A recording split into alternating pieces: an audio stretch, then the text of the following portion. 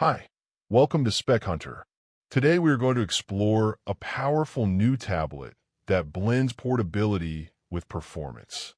From its display to its unique controllers and deep gaming tests, there's a lot to uncover. Let's dive into the details. The first thing you notice is the display. It uses a 16 by 10 aspect ratio with a 2.5K IPS screen. This screen runs at 120 Hz refresh rate, so everything feels smooth whether you're scrolling, watching videos, or gaming.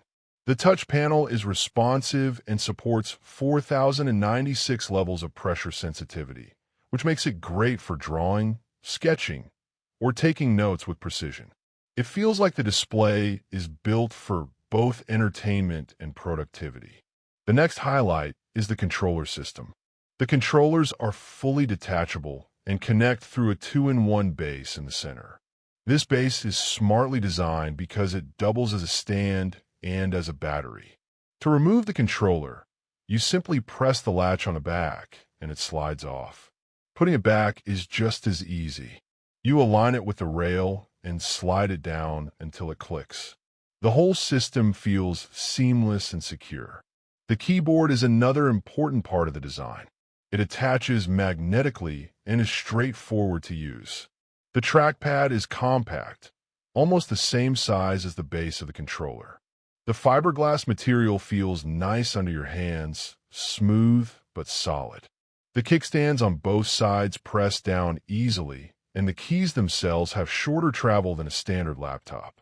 This makes the typing feel soft but still responsive. The bottom of the keyboard has a leather-like finish that feels premium. Once you connect it to a phone, a white backlight automatically turns on, which is a nice touch for working in the dark. The tablet's main body is built with CNC aluminum alloy. This gives it a solid and premium feel in the hands. The back has a strong kickstand that supports 173 degrees of stepless adjustment. The hinge feels firm and offers steady resistance when you move it. It holds its position without wobbling. The keyboard's magnetic connection is stable, but not extremely strong, just about average compared to similar devices. Inside the box, you get a 100-watt PD fast charger and a 1-meter C2C data cable.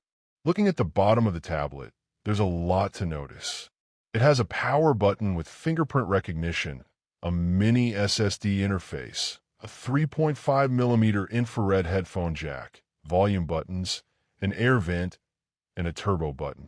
On the left side, you'll find 2 USB 4 ports and speakers at the bottom edge. On the right side, there's another USB port and a TF card slot. At the very bottom, magnetic contacts allow the controllers to attach securely. If you don't want to use them attached, you can also connect them through Bluetooth. There's even an option to use just a single controller when needed. The controllers themselves are well designed. The joysticks use Hall effect sensors, which means they don't suffer from drift and last longer. They also feel smooth with almost no resistance. The buttons are shaped in a unique snake design and use micro motion switches. These require very little pressure to activate and respond quickly, while still maintaining normal travel distance. The dual S keys are placed on the sides, adding more control options. The turbo button is a powerful feature because it brings up the front-end menu. Here you can adjust settings like power use, fan speed, vibration strength, and screen brightness without leaving your game. The shoulder buttons are also micro switches with short travel and quick response. The triggers are Hall effect linear triggers with normal travel, which makes them feel precise and reliable for gaming.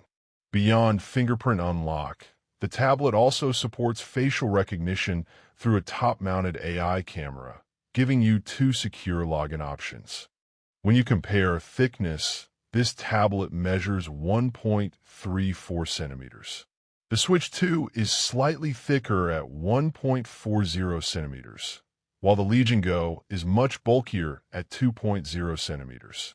With the controllers attached, the side-by-side comparison clearly shows how slim this device really is. The screen size also compares well with other popular 8-inch handhelds. Now let's talk about weight. The tablet by itself weighs 821 grams. A single controller is 179 grams. When combined with both controllers, the total weight is 930 grams. Add the keyboard, and it comes to 1.09 kilograms. For context, the Switch 2 weighs only 519 gr. AMS, the Legion Go 851 grams, and the MSI Claw 737 grams. So yes, this tablet is heavier than most handhelds, but the extra features and performance justify the weight. Performance under stress is important too. In a 20-minute CPU stress test at 23 degrees room temperature, the fan noise measured 38 to 39 decibels, which is fairly quiet. The TDP stayed locked at 30 watts. The core temperature was steady at 73 degrees. P-core frequency ran at 3.0 GHz and E-core frequency at 3.5 GHz. The display's top corner reached between 47 and 36 degrees from left to right. The back stayed cooler between 30 and 42 degrees, thanks to its metal design. The screen quality is also impressive. Tested with an X-Rite color calibrator, it achieved 513 nits of brightness. It covered 99.8% of the sRGB spectrum and offered 145% sRGB color volume. This makes it excellent for accurate colors, whether for creative work or just enjoying vibrant media. The storage system is one of the most unique parts of this device. It supports a 2230 SSD with blazing fast read speeds of 6,900 megabytes per second and write speeds of 5,800 megabytes per second. On top of that, it introduces a new mini SSD interface. This looks a bit like a SIM card slot and requires a SIM ejector tool. The mini SSD itself is tiny, only slightly bigger than a TF card, and just 1.4 millimeters thick. Despite the size, it delivers peak read speeds of 3,500 megabytes per second and write speeds of 3,300 megabytes per second. The temperatures during these tests were about 86 to 88 degrees, which shows it runs close to its theoretical limits. For comparison, the latest microSD Express card for the Nintendo Switch has a maximum of 900 megabytes per second. That's only a third of what this mini SSD can do. Connectivity is future-proof with a B2011 network card that supports Wi-Fi 7. The battery is 72 watt-hours. Charging happens at 50 watts and takes just over 1 hour for a full recharge. In battery tests, at 4 watts, Hades 2 lasted 8 hours and 45 minutes, drawing between 6 and 8 watts. At 15 watts, playing a heavy AAA game gave around 3 hours. At 20 watts, gaming lasted about 2 hours. Once the charge goes above 50%, the draw goes up to 33 to 40 watts. In real use, you can expect 2 solid gaming sessions on a single charge. Now for the gaming results. At 4 watts, the performance is slightly better than the Steam Deck. At 5 watts, it runs almost identical to the Steam Deck, with a total draw of around 9 watts. At 6 watts TDP, it can handle games smoothly at 1200p resolution. The system still has some headroom here because it doesn't hit the maximum power limit. Interestingly, using a physical wired connection consumes slightly more power than Bluetooth, about 0.2 to 0.3 watts extra. Comparing its performance to other mobile devices, the tablet holds an advantage as long as the total power stays under 24 watts. Once power goes above 28 watts, its performance lines up more closely with other devices. To test thermal performance further, I adjusted TDP levels at 12 watts, 17 watts, and 25 watts. Finally, at 30 watts in plug-in mode, the system maintains stable performance without throttling. All of this shows how carefully balanced this device is. It may not be the lightest, but it offers excellent power, advanced storage options, and a brilliant display. The detachable controllers and mini SSD system make it stand out from most handhelds.